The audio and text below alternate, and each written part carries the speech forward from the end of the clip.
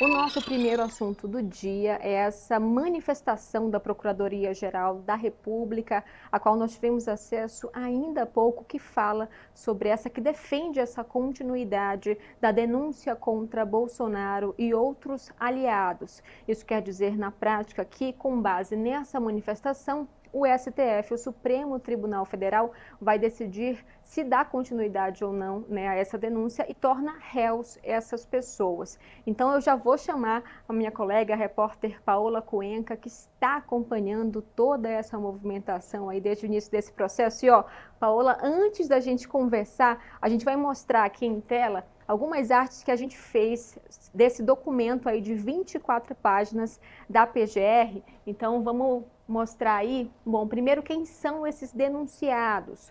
Então eles fazem parte desse primeiro núcleo aí da denúncia, que é composto por Alexandre Ramagem, que é deputado, e também ele foi o diretor da ABIN, ex-diretor-geral da Agência Brasileira de Inteligência.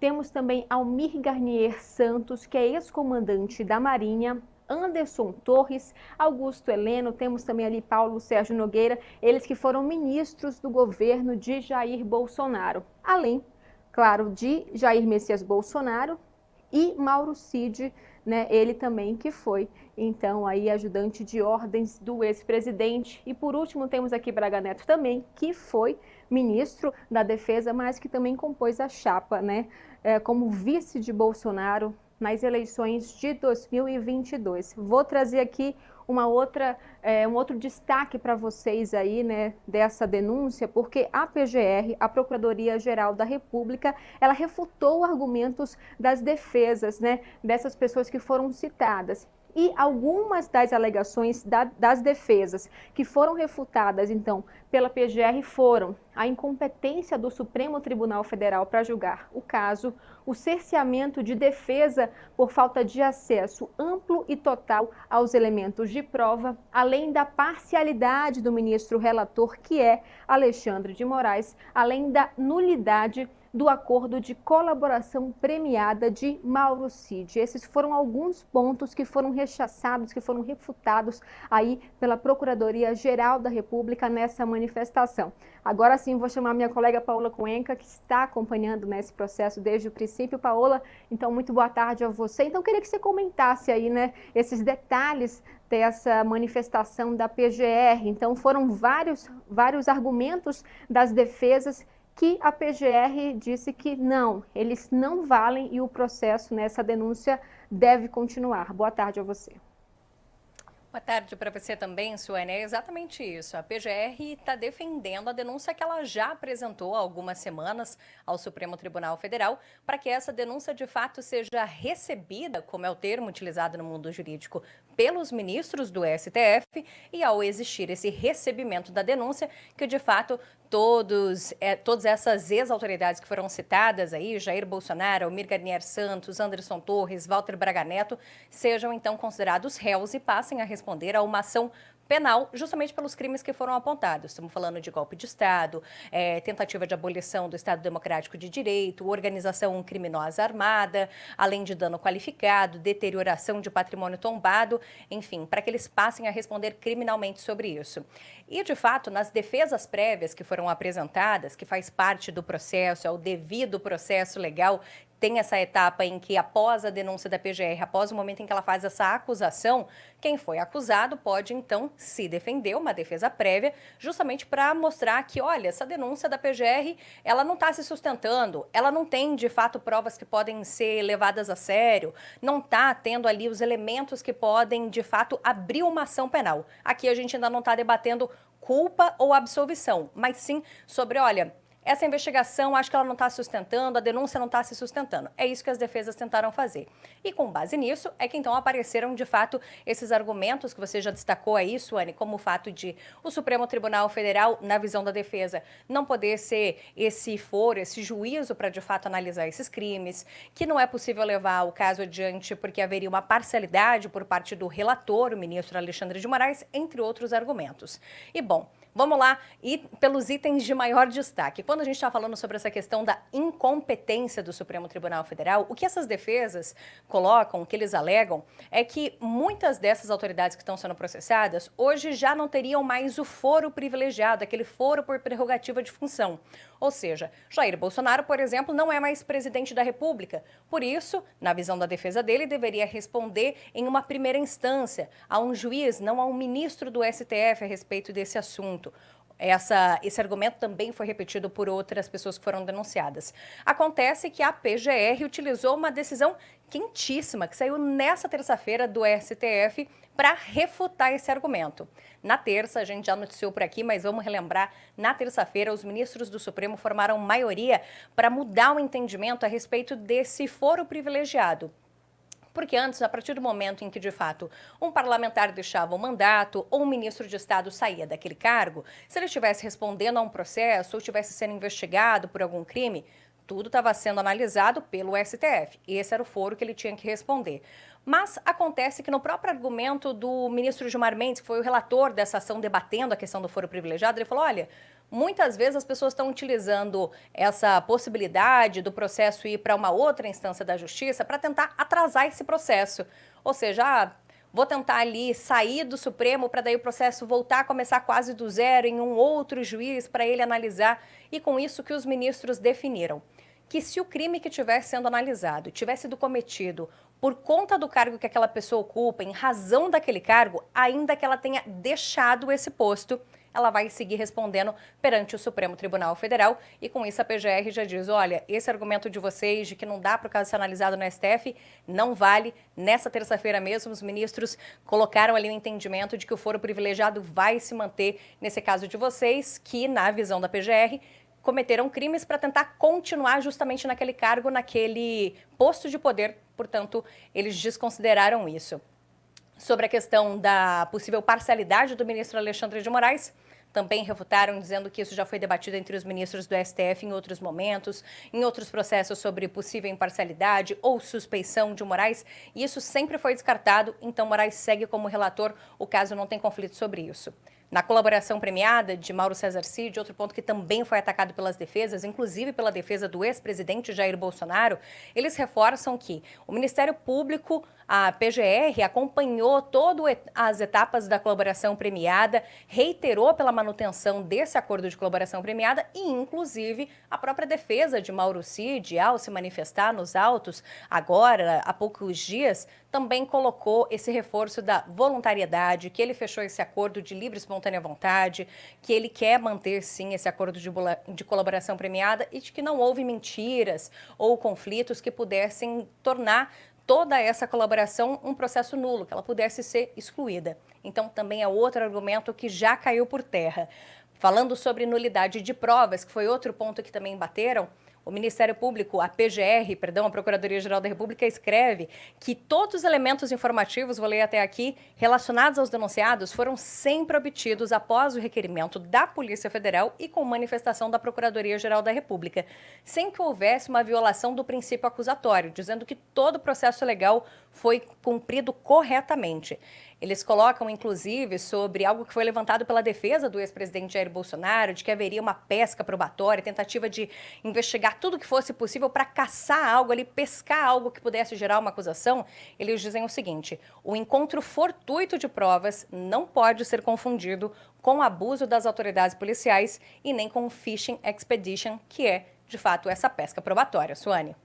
E aí a gente tem um ponto, né? Porque a gente trata só de um núcleo apenas, né? Foram 34 denunciados e nesse núcleo que a gente viu aí, né? Que são os principais nomes, assim, mais conhecidos, né? Da sociedade, formado ali por ex-ministros, né? O ex-comandante da Marinha, pessoas muito próximas mesmo, né? Do ex-presidente Jair Bolsonaro. Mas aí a gente também vai ter outras etapas aí da PGR se manifestando sobre esses outros nomes. E isso, há uma previsão também, como é que a gente poderia tratar isso? Até porque alguns argumentos, inclusive, que aparecem, né, nas defesas que foram apresentadas, também foram apresentadas pelas defesas de pessoas que ainda não tiveram, né, as suas defesas analisadas ali pela Procuradoria-Geral da República. Então, tudo indica que a PGR deve manter também esse mesmo caminho, né, em relação a esses argumentos que foram apresentados por esses outros denunciados que ainda não foram avaliados nesse momento.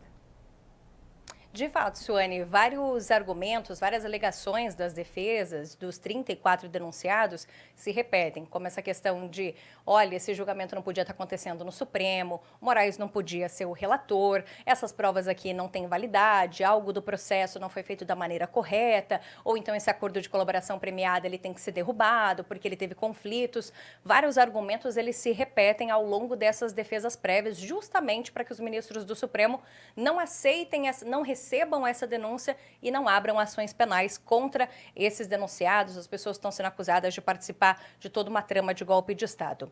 Você perguntou a respeito de quando a PGR vai se manifestar sobre as outras defesas? Bom, a gente teve hoje, então, esse documento publicado pela Procuradoria-Geral da República, incluído nos autos, falando desse grupo que é considerado um núcleo crucial para toda a questão do golpe, porque a gente está falando de autoridades de posto muito alto. O ex-presidente Jair Bolsonaro, o ex-chefe de uma das Forças Armadas, Almir Garnier Santos, também o ex-ministro o ex-ministro da Justiça e Segurança Pública, Anderson Torres, o ex-candidato à vice-presidência, Walter Braga Neto, que também foi ministro do governo Bolsonaro. Enfim, estamos falando de nomes que ocupavam postos muito altos aqui na política em Brasília.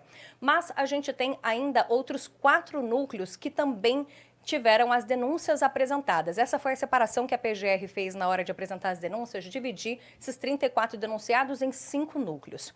Outro núcleo que apresenta o nome de 13 militares que teriam participado da rede de desinformação e também teriam feito pressões para tentar convencer outros comandantes das forças, de Comando Militar do Sul, por exemplo, Comando Militar do Planalto, para que outros comandantes chaves das Forças Armadas concordassem com essa trama golpista. Esses 13 militares também a PGR tem até esta sexta-feira para apresentar essa manifestação a respeito das defesas prévias destes 13 militares. Já na segunda-feira vence um novo prazo para que a PGR apresente também o posicionamento dela a respeito dos argumentos das defesas de um outro núcleo de pessoas que foram denunciadas. E aí a gente está falando de algumas autoridades que eram especificamente aqui do Distrito Federal. Por exemplo, a gente está falando de Fernando de Souza Oliveira, que estava ocupando um posto na Secretaria de Segurança Pública aqui do Distrito Federal.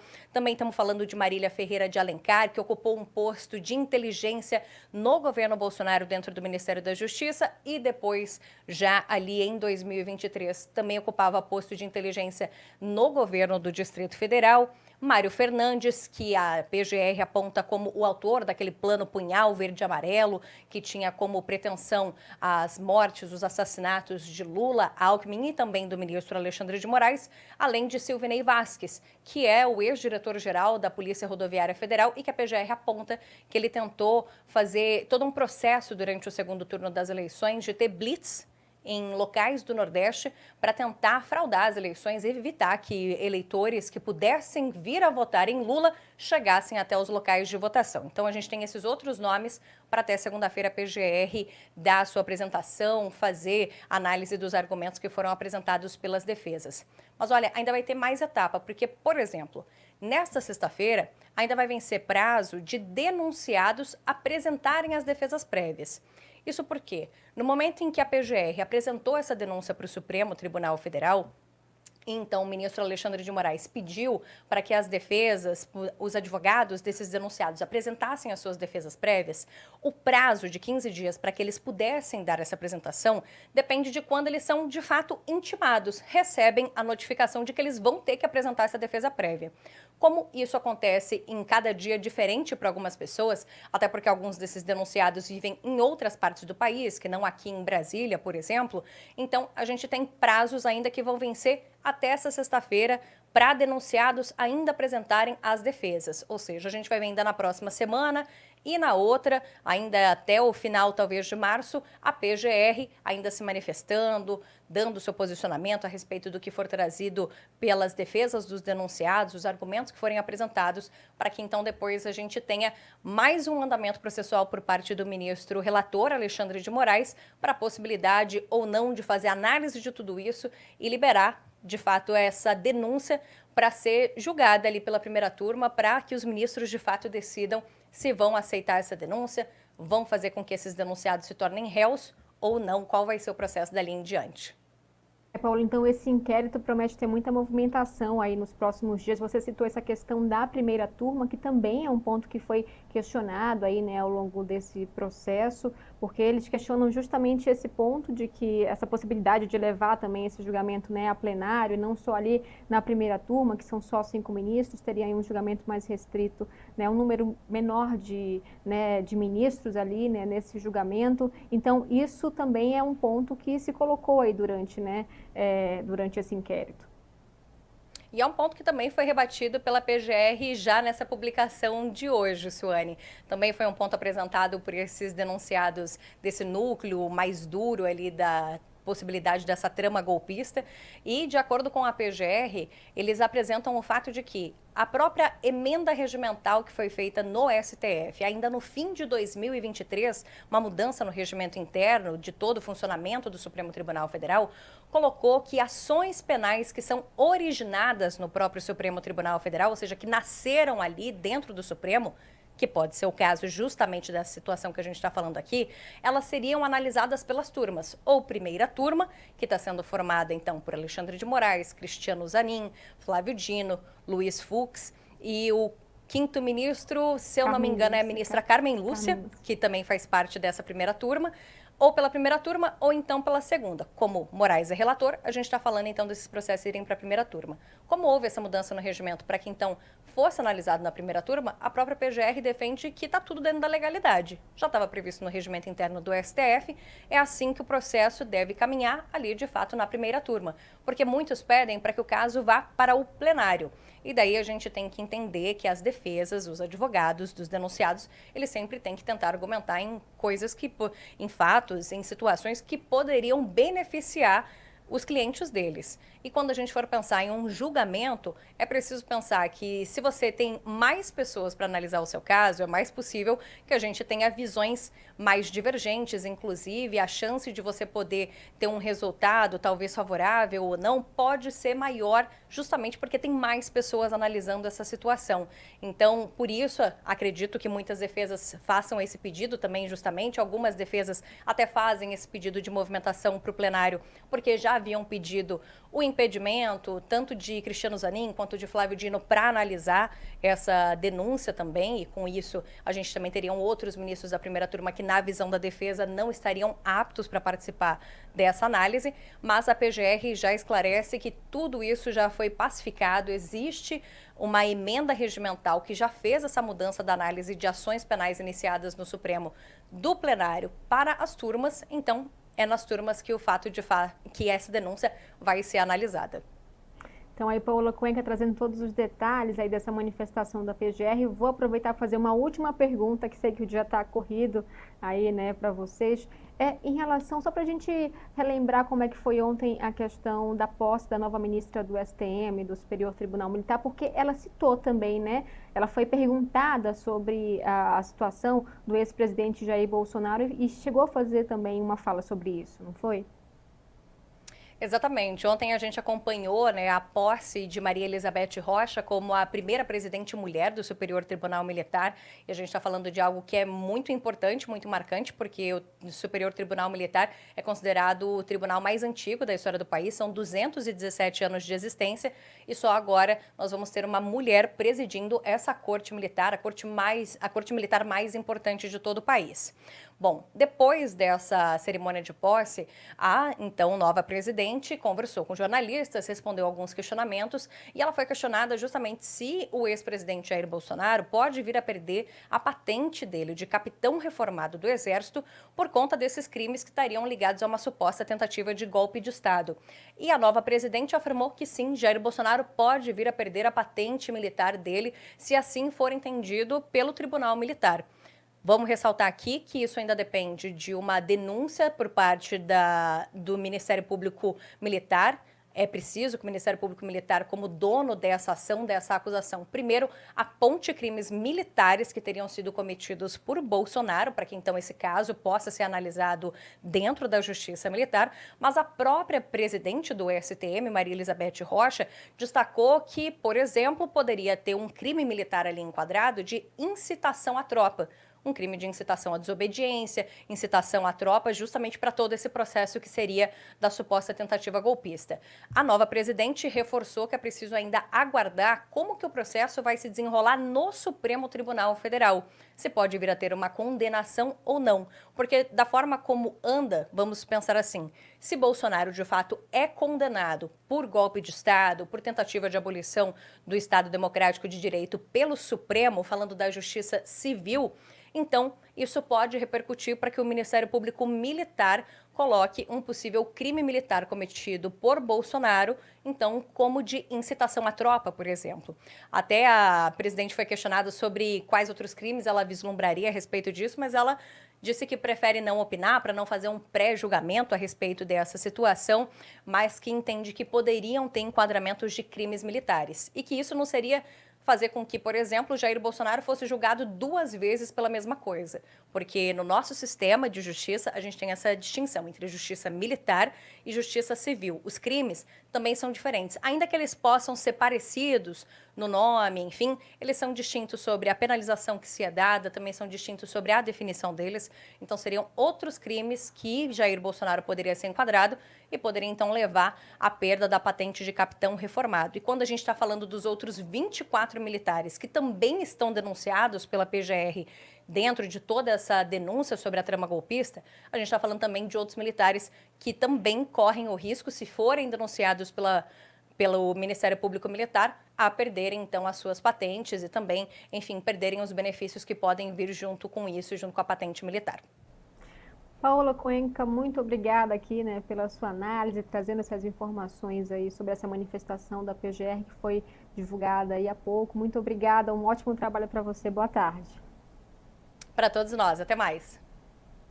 A gente continua o Poder Expresso falando sobre esse assunto porque um dos advogados de defesa do ex-presidente Jair Bolsonaro, Paulo Cunha Bueno, ele se manifestou, aí se posicionou nas redes sociais. Foi uma nota longa, viu, gente? Mas eu vou ler aqui um trechinho para vocês. Ele falou o seguinte: há pouco tivemos acesso ao parecer apresentado pela Procuradoria-Geral da República em resposta às defesas preliminares protocolizadas na semana passada, inclusive a do presidente Jair Bolsonaro. Ele diz: é preocupante que o órgão fiscal da lei dê sua chancela às insólitas e gravíssimas falhas processuais que contaminaram os quase 2 anos de investigação e hoje se estendem à ação penal recém-proposta.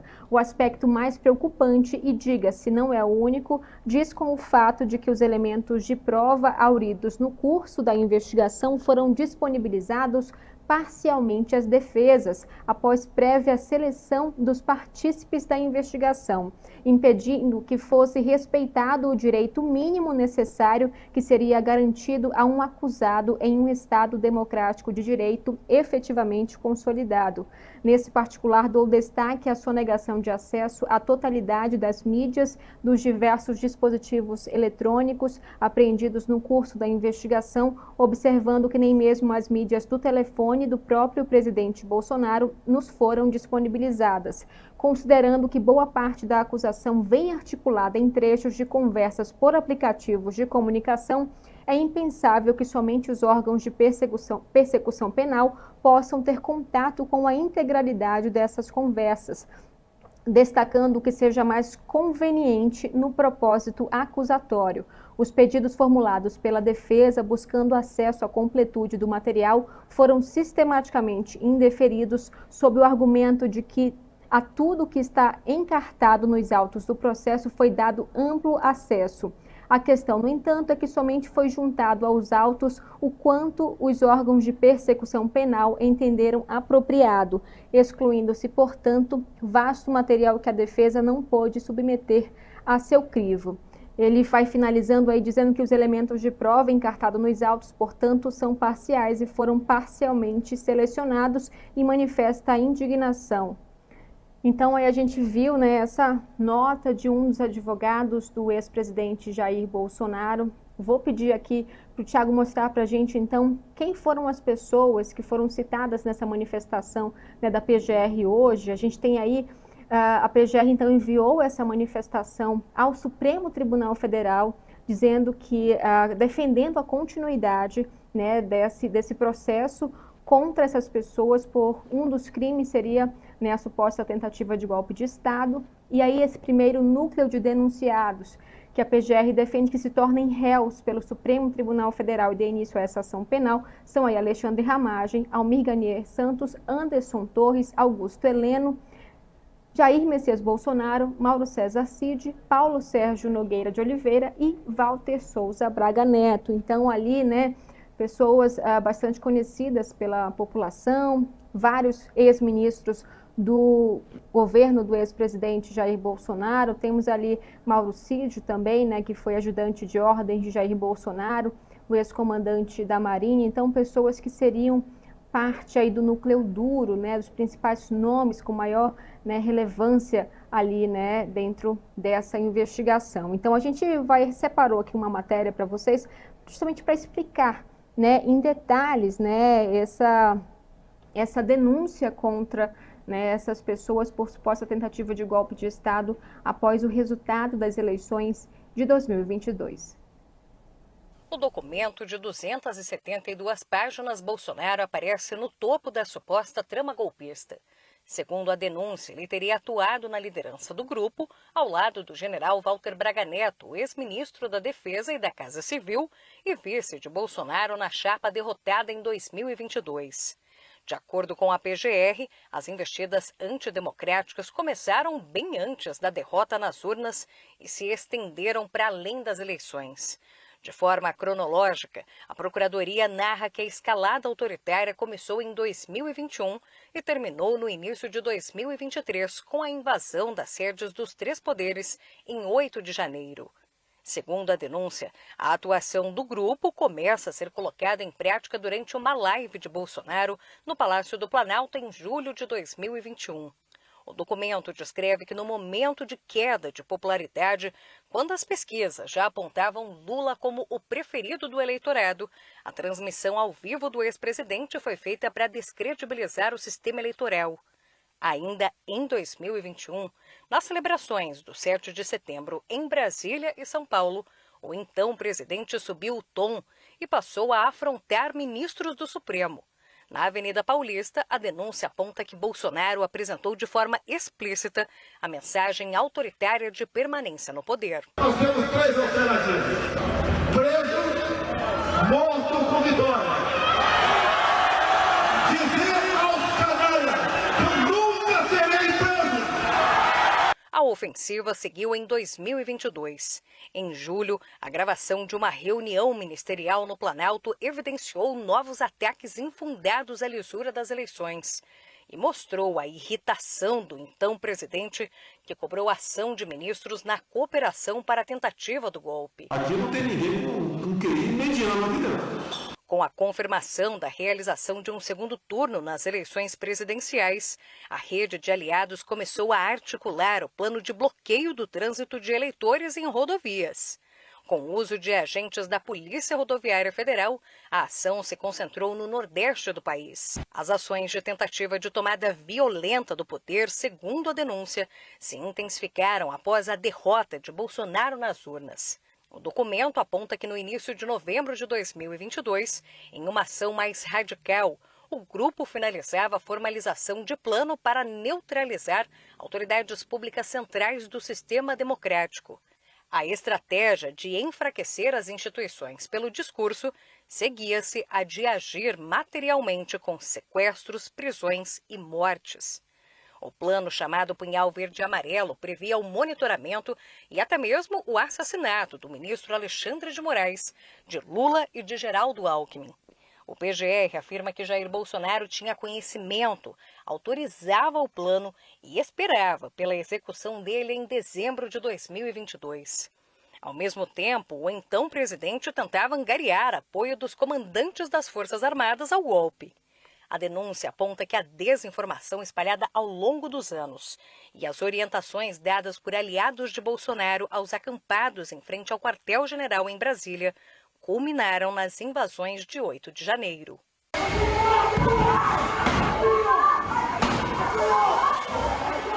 O ex-presidente, inclusive, já teria um discurso para ser lido após o golpe de Estado ser consumado. O documento foi encontrado no escritório do Partido Liberal, em Brasília, e no celular do tenente-coronel Mauro Cid. A fala terminaria com decretação do estado de sítio e realização de uma operação de garantia da lei e da ordem. Jair Bolsonaro foi denunciado formalmente pela Procuradoria-Geral da República pelo cometimento de 5 crimes: associação criminosa armada, golpe de Estado, tentativa de abolição violenta do Estado Democrático de Direito, deterioração de patrimônio tombado e ainda dano qualificado pela violência e grave ameaça contra o patrimônio da União, além de considerável prejuízo para a vítima.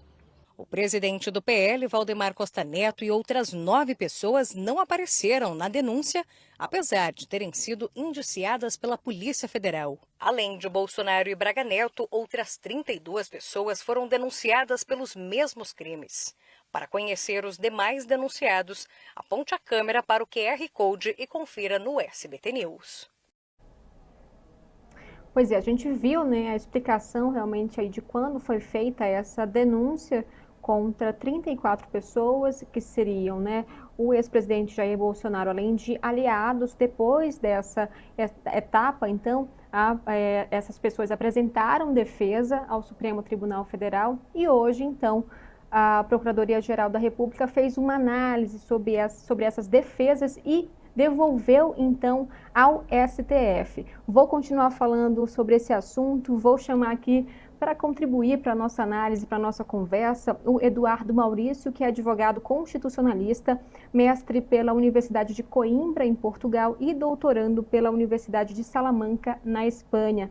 Muito obrigada pela sua participação aqui com a gente. Vamos continuar tratando, né, sobre esse assunto, né, essa manifestação foi liberada ainda há pouco, né, à imprensa, e a gente teve acesso não faz muito tempo, mas já tivemos aí, né, doutor, esse retorno por parte da defesa, de uma das defesas, pelo menos, do ex-presidente Jair Bolsonaro, mesmo após essa manifestação, questionando ali, né, alguns pontos que foram defendidos pela Procuradoria-Geral da República. E a minha primeira pergunta a você, né, como fica agora, né? Quais são os próximos passos? O que a defesa pode fazer já depois dessa manifestação? Boa tarde para você. Boa tarde, Suane. Boa tarde a todos os telespectadores do SBT News. É sempre um prazer estar aqui me manifestando. Bom, Suane, referente à resposta dessa primeira pergunta, eu vejo que, primeiro, a defesa do Jair Bolsonaro elencou aí as suas arguições, que não teve acesso ao processo, que o julgamento deveria ser pelo plenário, também a questão do Alexandre de Moraes, que não estaria apto a julgar o caso. E a PGR se manifestou somente sobre as questões preliminares, né, que de fato o processo tem que avançar, que a denúncia tem que avançar e de fato esse núcleo de agora, né, obviamente tem o Bolsonaro, o Mauro Cid, o Braga Neto, que de fato eles sejam julgados pelo processo e que essa denúncia avance, né. Agora, obviamente o Alexandre de Moraes vai receber agora a manifestação da PGR, no qual ele tinha dado prazo para a PGR se manifestar sobre a defesa protocolada, né, pelos advogados do Bolsonaro, e agora vai ser decidido, então, se de fato o processo vai avançar ou não. Depois disso, obviamente, vai ter a ampla defesa e o contraditório devido ao processo legal, no qual o Jair Bolsonaro e os outros também denunciados fazem jus nos termos da lei. Vai ter o julgamento do mérito pela primeira turma e acredito que tem o julgamento ainda esse ano, em virtude das eleições próximas, né, e presidenciais. E então vamos saber se de fato Jair Bolsonaro e os outros integrantes desse núcleo vão ser absolvidos ou culpados. Lembrando que para o Jair Bolsonaro isso pode trazer também uma condenação em outras dimensões a posteriori em paralelo, como a questão militar, né, por incitação de tropa ou outros delitos, e também a questão, obviamente, da pena que ele eventualmente possa levar nesse processo da tentativa de golpe, da abolição e outros delitos. Isso pode refletir na inegibilidade dele. Você citou essa questão do julgamento, né? Muito se questionava se de fato eles se tornarem réus, se o STF decidir, né? Por isso, quanto tempo poderia durar esse julgamento, se isso poderia se estender, por exemplo, né, até o ano que vem, que é um ano de eleições, e a gente, ao mesmo tempo, sabe que não é um julgamento simples, envolve um número grande de pessoas e também é a Suprema Corte que tem um montante de processos grande, né? Então, assim, não há de fato uma jurisprudência em relação a esse tempo de julgamento. Eu queria a sua avaliação um pouquinho mais detalhada sobre esse prazo mesmo ali do julgamento.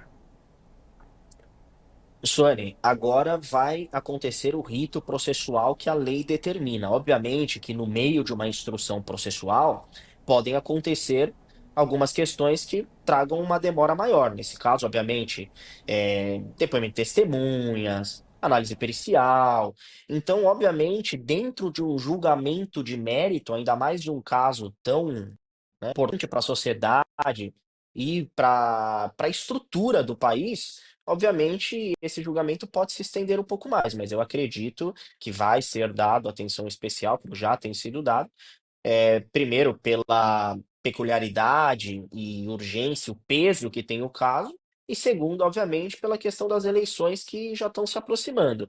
Eu costumo dizer, um julgamento ele tem que ser num prazo razoável, né, e proporcional, ou seja, que não traga prejuízo às partes que estão respondendo o processo e que também estejam dentro ali do que é razoável para a duração de um processo, lembrando que não tem um prazo certo e determinado para isso nesse caso, mas, obviamente, a razoabilidade na duração deve ser respeitada. E mais um ponto que eu acho importante a gente destacar é porque durante esse processo, ainda mais recentemente, foi bastante questionada a colaboração de Mauro Cid, né? Alguns vídeos em especial foram liberados recentemente e as defesas até dos denunciados, né, que hoje inclusive questionaram se essa colaboração ainda valeria, que Mauro Cid teria sido coagido e ao mesmo tempo ele aparece então, né, entre essa lista aí de denunciados, né, que nessa manifestação hoje da PGR. Qual é a situação dele nesse processo? Porque ele está com o benefício da colaboração, mas mesmo assim vai passar por esse julgamento. Queria entender aí como é que vai funcionar isso. Nesse caso, como o Mauro Cid fez a colaboração premiada, a PGR entende que foram seguidos todos os requisitos legais para a validade da colaboração premiada, que não houve, enfim, coação, induzimento, e foram respeitados, né, todos os requisitos que a lei determina para a validade de uma colaboração premiada e principalmente a comprovação do que o colaborador faz. Nesse caso, é, o Mauro Cid, ele vai passar pelo julgamento, porém o Mauro Cid ele já tem de forma antecipada os benefícios concedidos a ele em virtude da colaboração premiada já realizada. Então, Ente- nesse caso, a defesa do Bolsonaro, obviamente, está atacando a validade da colaboração e, se a validade da colaboração restar prejudicada, aí sim a situação do Mauro Cid muda. Porém, hoje o Mauro Cid faz jus aos benefícios que lhe foram concedidos no âmbito da colaboração premiada, que reflete diretamente na instrução processual que está a decorrer. Então, mesmo que ele faça parte dessa lista, ele continua então com os benefícios dessa colaboração. Correto, Suane? Bom, eu agradeço demais aqui a sua participação com a gente. A gente sabe que esse caso ainda vai ter outros desdobramentos desse inquérito, né, nos próximos dias, com novas manifestações da PGR. Então, já agradeço aqui de antemão e deixo também o nosso espaço aberto aí para uma futura contribuição. Uma ótima tarde a você. Ótima tarde, cumprimento a Suane, a todos os telespectadores, é sempre uma honra estar aqui presente.